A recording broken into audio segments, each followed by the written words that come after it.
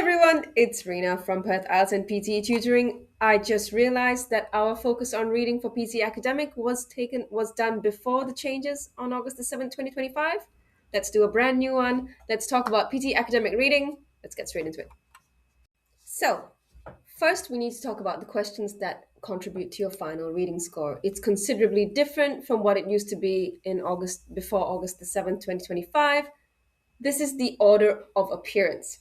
Okay, so the first question type that you're going to encounter that contributes to your speaking score is summarized written text in the writing section of the test, which is part one. You're going to have to do this question type twice. You know that it's a fixed time question, so 10 minutes each time. I have at least 2 tutes done after August the 7th for this question type, so go check them out if you need that. Next, fill in the blanks drop down, 5 to 6 questions found in part two, first question type in the reading section of the test.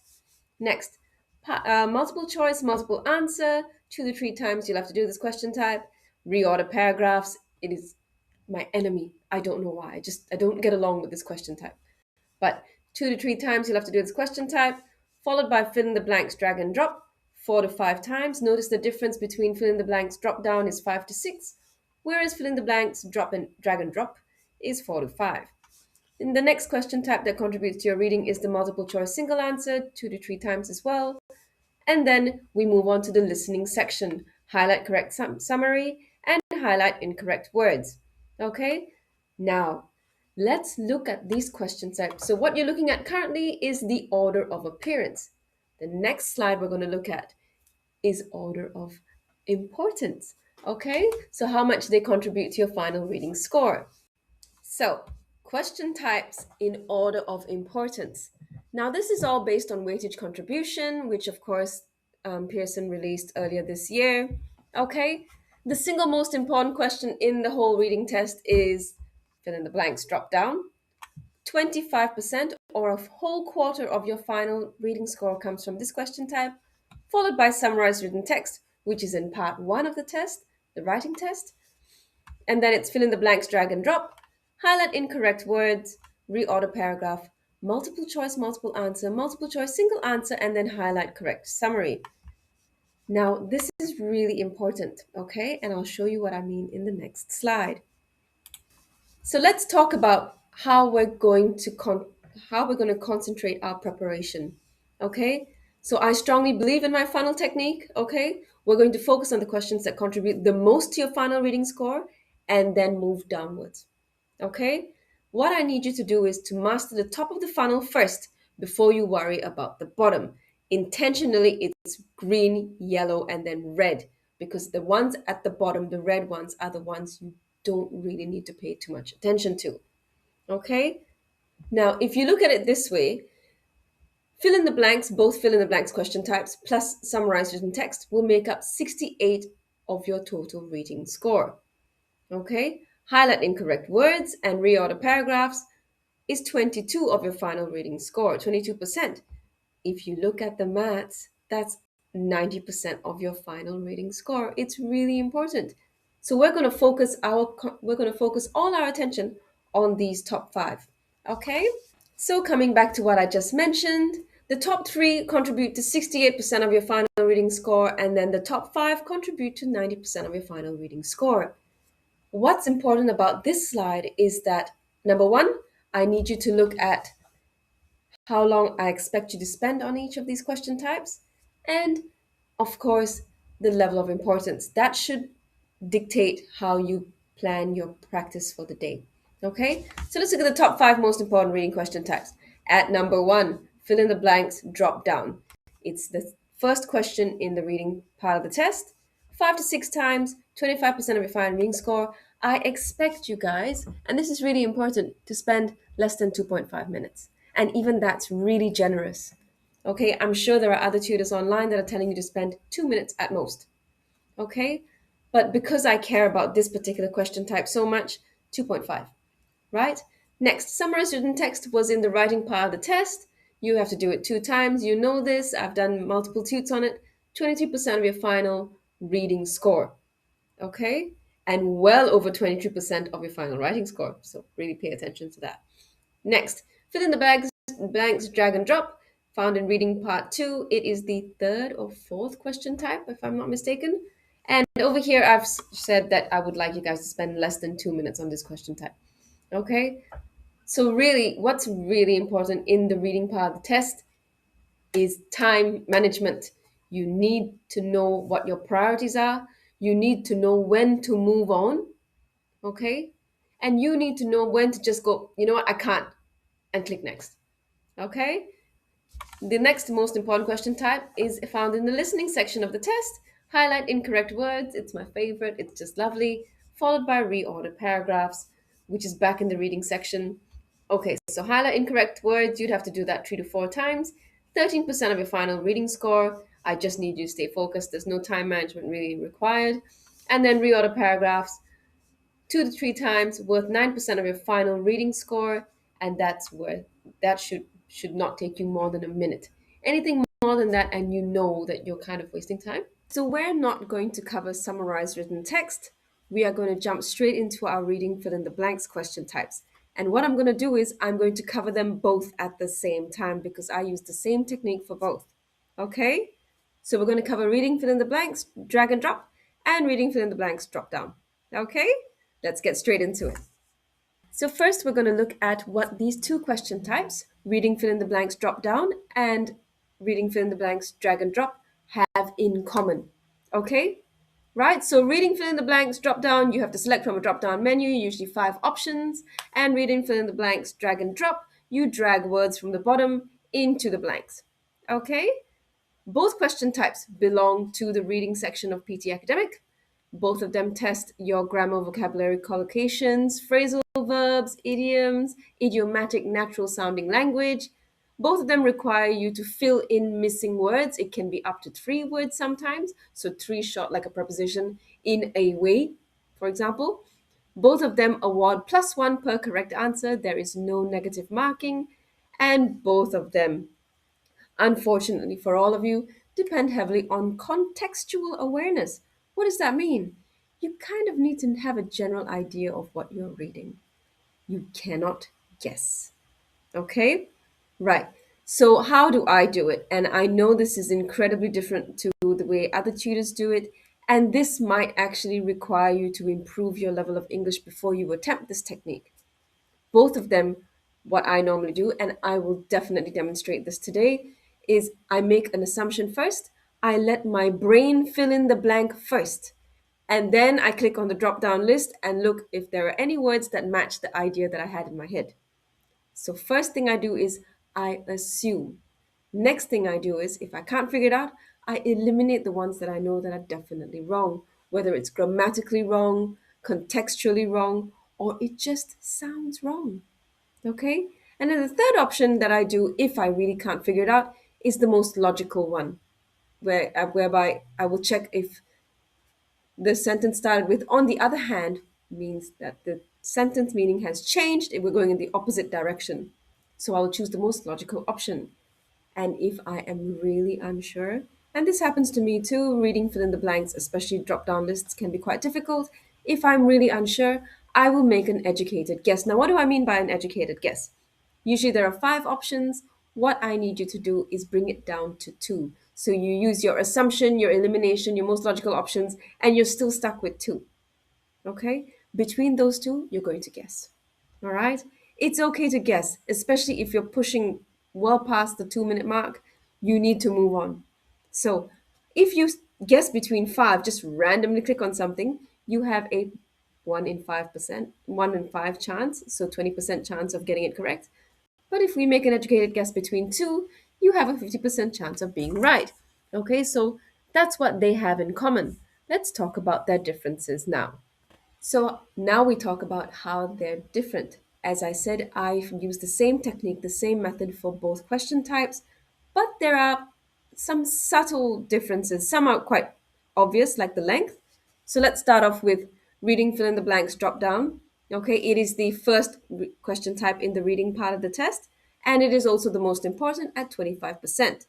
The texts tend to be much longer, up to 300 words, whereas for drag and drop, it can be up to 80 words. So sometimes you might even see just 3 blanks, you know? and it's only 20% of your final reading score. And I don't mean by only, okay? It is really important, right? So fill in the blanks drop down tends to have a greater focus on context and overall meaning. So you know that if the whole passage is about dolphins, you're not going to find words about astrophysics in it, okay? You do need to have some comprehension of English to be able to answer these questions quite well, right? You're going to have to do the question type 5 to 6 times, whereas in reading fill in the blanks drag and drop, it has more of an emphasis on vocabulary, grammar, and collocations and phrasal verbs and words that go together. Okay, for example, let's take the word tantrum. Okay, in Australia, we can say the toddler is throwing a tantrum. In English, to throw means to take something and throw it that way, right? It then goes up one level in Australia. The toddler is chucking a tantrum, right? Your ability to understand both of them kind of indicates your level of English. If number one, you are at the stage where you understand the word tantrum, and then you understand that in English we say throw a tantrum, and then the next level up, an even higher level of understanding is to chuck a tantrum. Okay? So this gradient level of English understanding is really important. Okay? Now, it boils down to sentence level accuracy when it comes to drag and drop.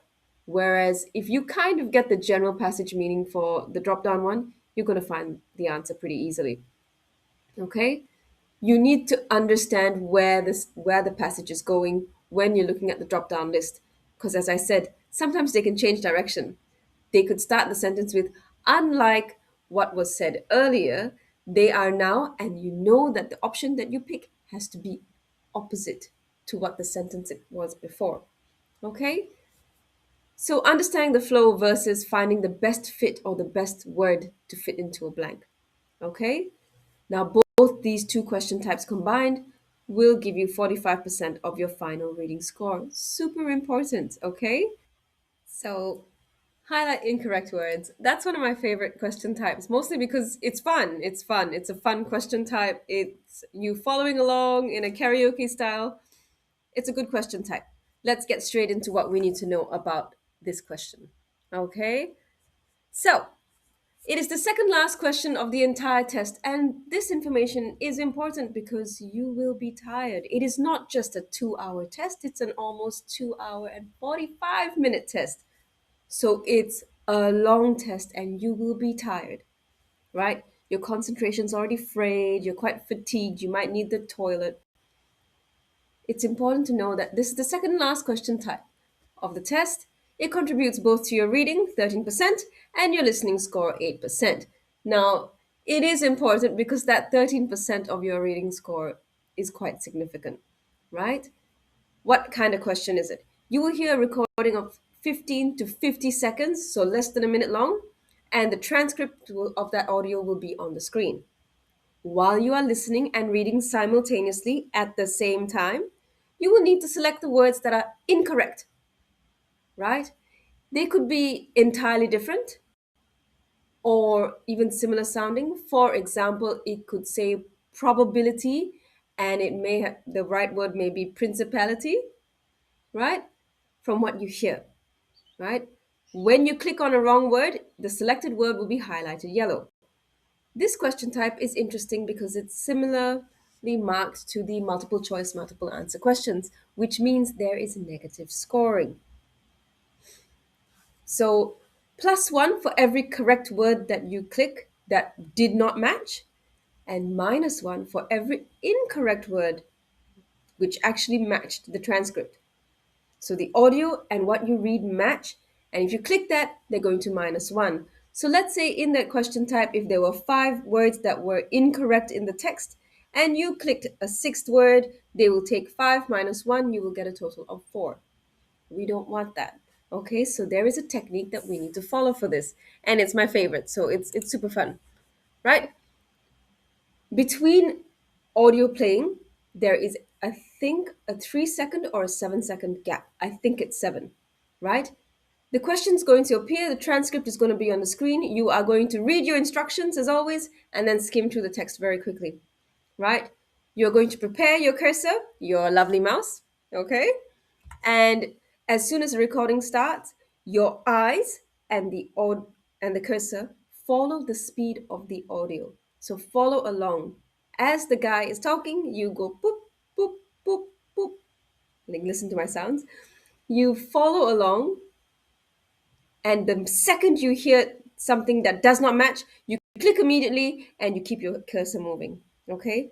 Don't go backwards, right? Don't check, right? You don't have to do that.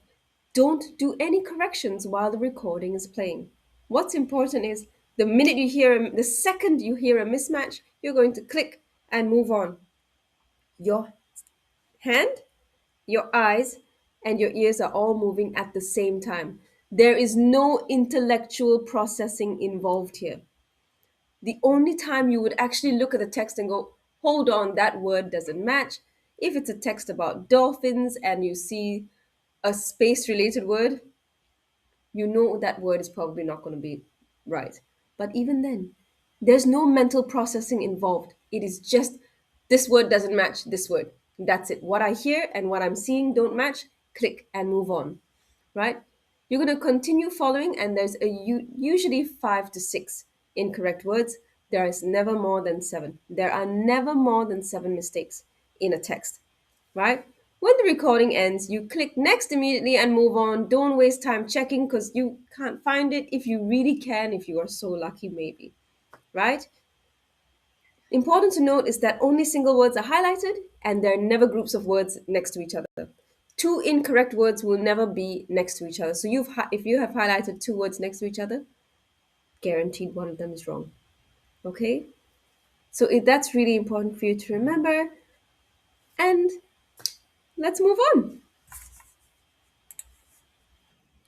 So let's talk reorder paragraph. As I have mentioned before, I'm not a fan, but we got to do what we got to do, right? Now, what do you need to know?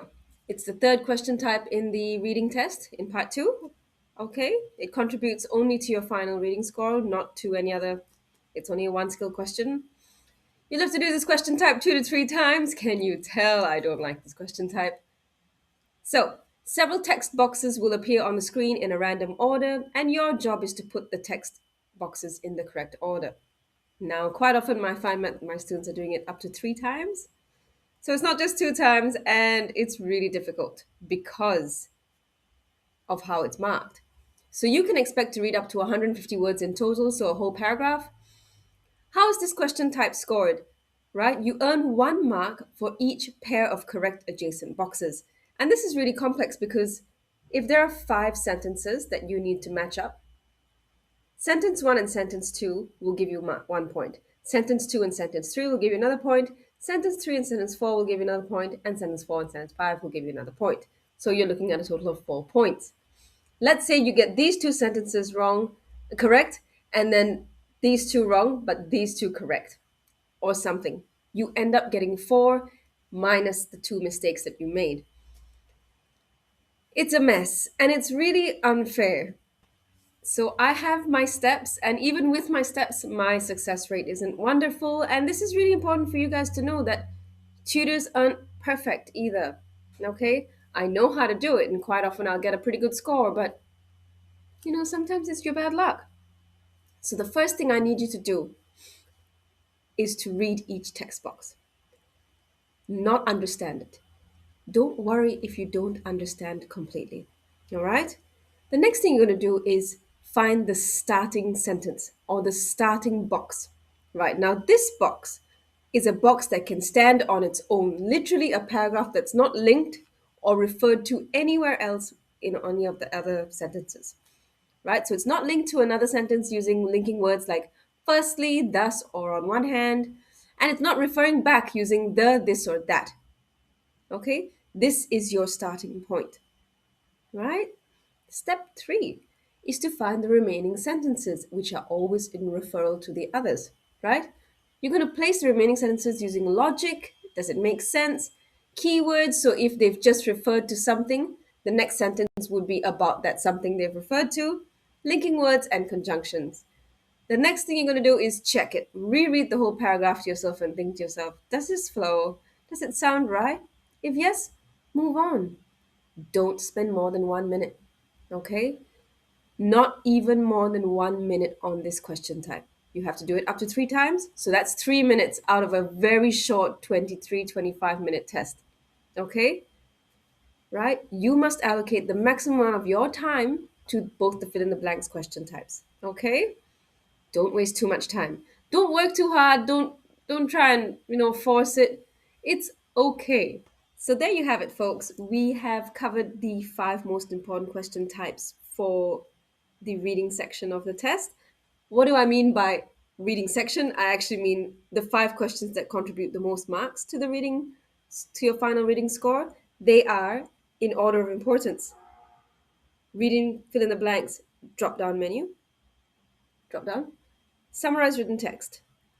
Reading fill in the blanks, drag and drop. Highlight incorrect words and reorder paragraph. Now, as soon as you've mastered the top three, go ahead and start working on the bottom two. And then finally, if you have free time, you work on the red ones, which are multiple choice, single answer, multiple choice, multiple answer, and highlight incorrect summary. When do you do this? When you have time and for familiarization purposes. So, coming back to what's really important for self assessment, unfortunately, because nobody has the correct software, you have to go back to Pearson.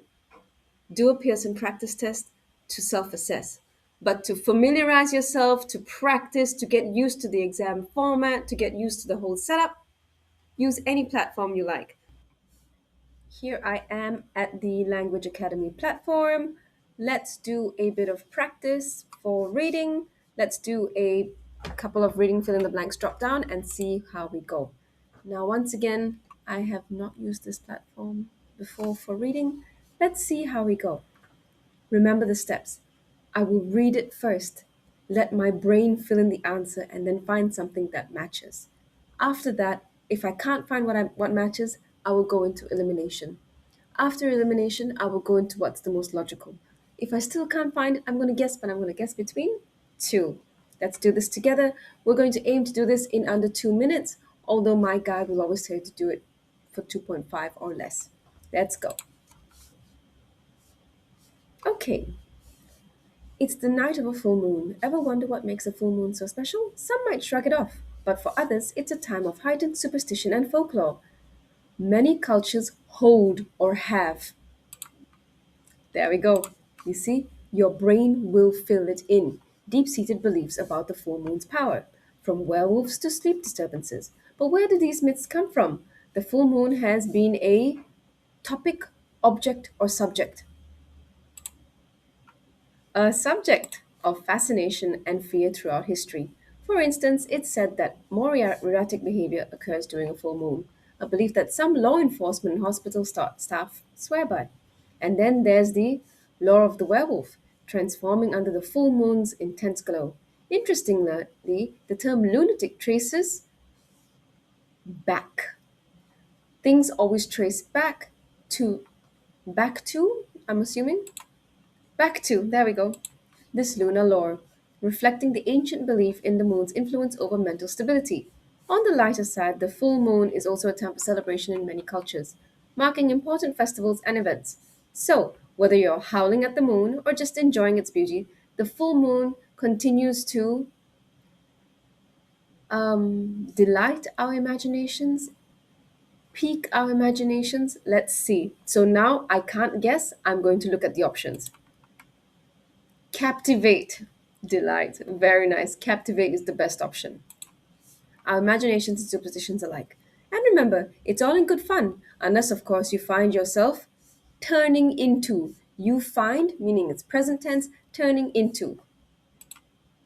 There we go, turning into a werewolf. Submit. We spent 1 minute and 54 seconds on that together. How do you feel, guys? I hope it's a 5 out of 5. Was it 5 questions? I'm hoping it's 5 out of 5. Let's find out.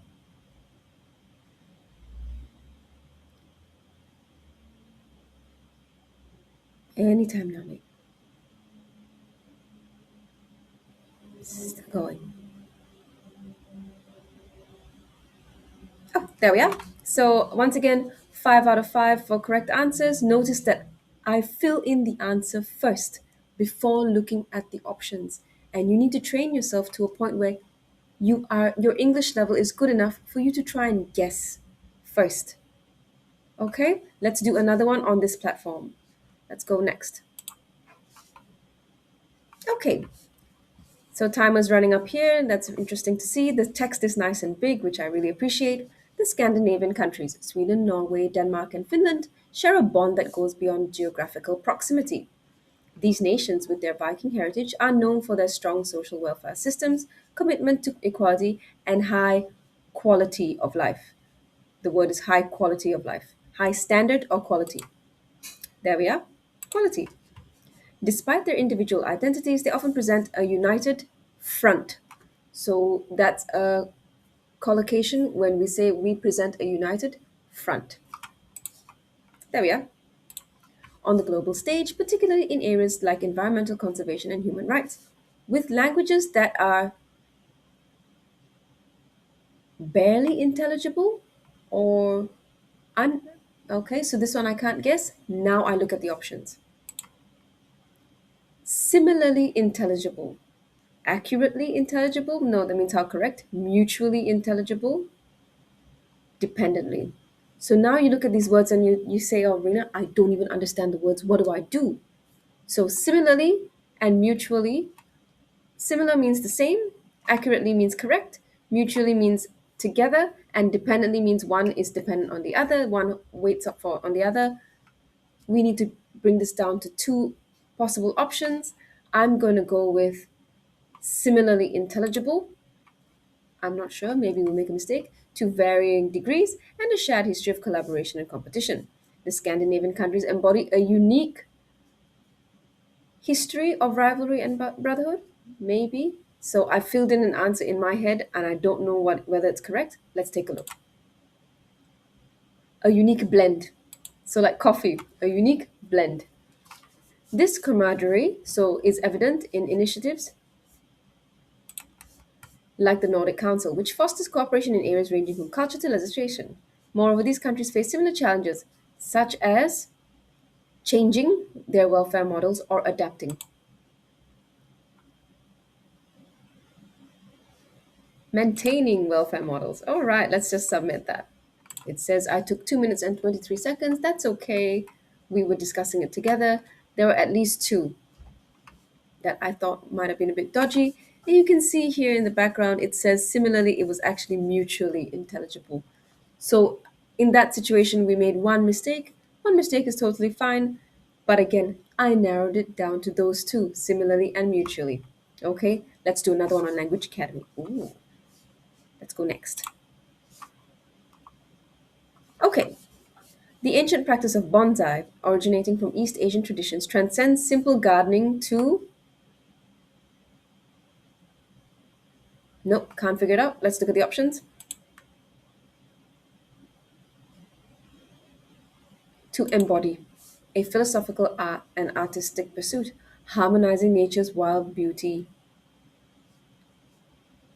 Again, can't figure it out.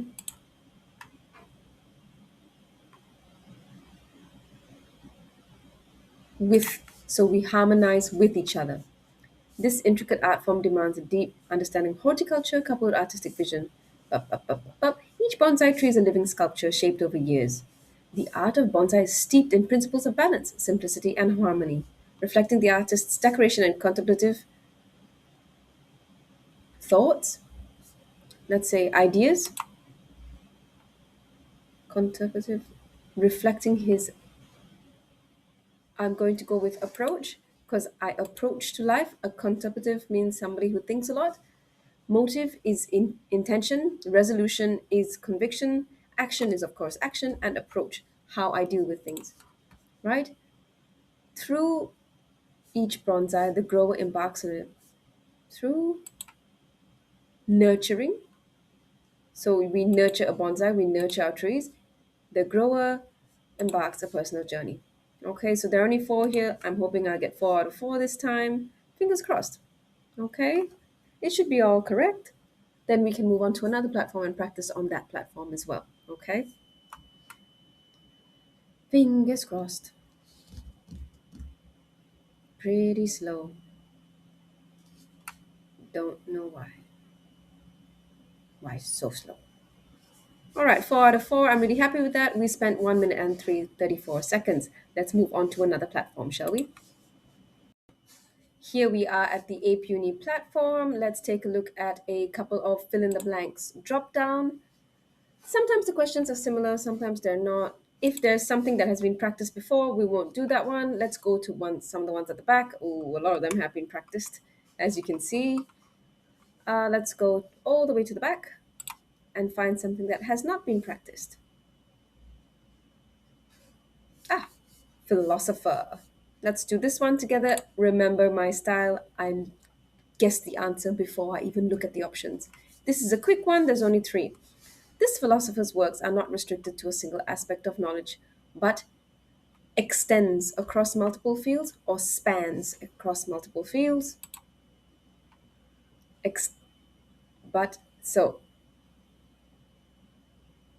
the grammar is wrong because all of them should constrain assemble. No, I'm going to do extend. Okay. Through, however, or importantly, moreover, in addition. Okay. She developed a unique style of ideas, something of ideas. So there must be a word. I can't guess. Now I look at the options. In which. Interesting. All right. 1 minute done. Let's see how we go. This should be a lot faster than Language Academy. There we go. 3 out of 3. I'm really happy with that. Let's do another one.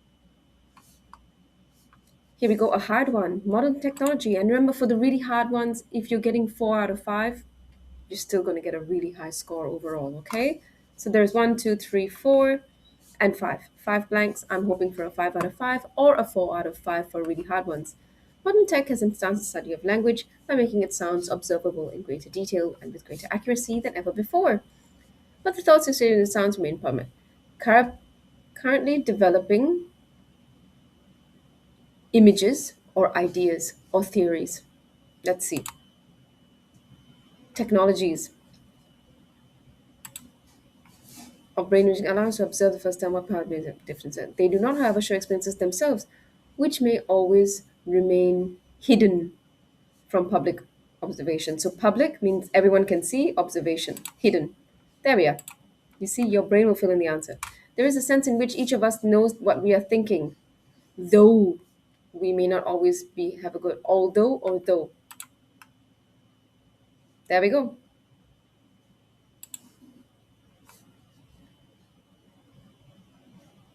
But the only way we can know what someone else thinks is true that what the person says, or through some other overt action, a facial expression. There we go. Your brain or gesture, perhaps from which that person's thoughts may be inferred, or from imagining what we ourselves will be thinking in or under similar circumstances. There we go. All right? Let your brain do it first.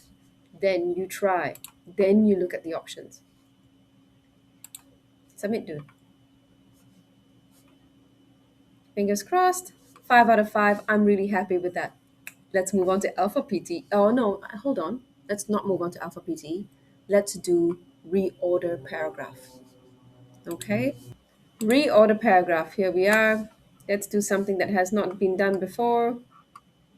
I'm really bad at it, so that's okay. And healthy eating. Let's have a go at that one.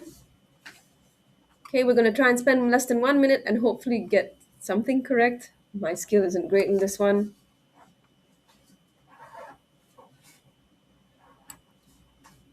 Interest in healthy eating has grown significantly in recent years.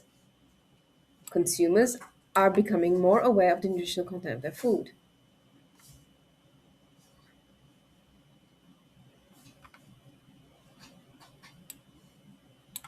This This awareness has led to increased demand for organic food and whole foods. However, despite the fast food,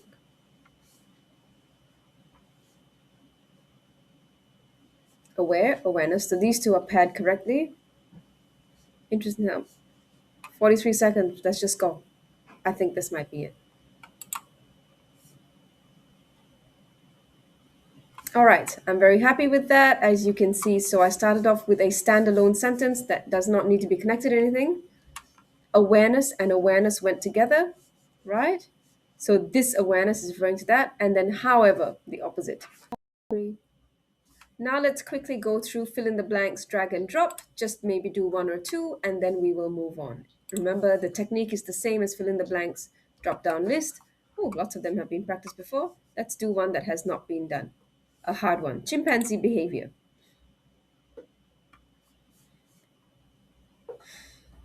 In studies of chimpanzee behavior, researchers seek to understand or, okay, so there's no understand. Oh, there we go. Seek to answer how they learn to use tool with findings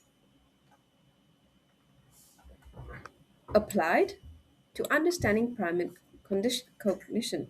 In an experiment, signals were sent, so past tense, to test communication skills, and responses occurred without prior training. As you can see here, this one was a lot of grammatical work, and there was very little contextual understanding. All right, I'm very happy with that. 4 out of 4, all correct. We can do another one very quickly before we end our video.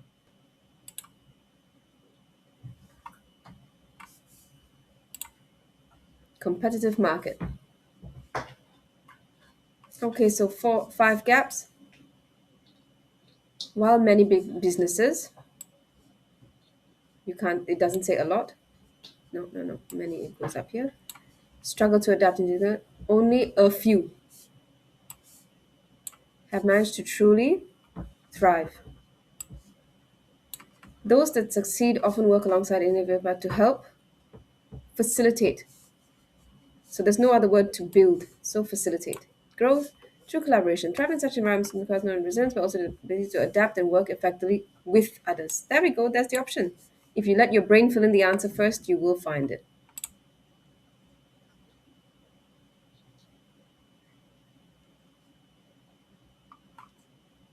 Alongside or with, that's not fair. Oh well. So there you have it, folks. We covered the most important question types for reading. We did a little bit of a couple of demonstrations, and I hope all the information was really helpful. Thank you for staying till the end. And this will probably be the last video that we put up because term 2 is ending, and we return for term 3 on July 20th. So I'll see you then. Thanks very much. Bye.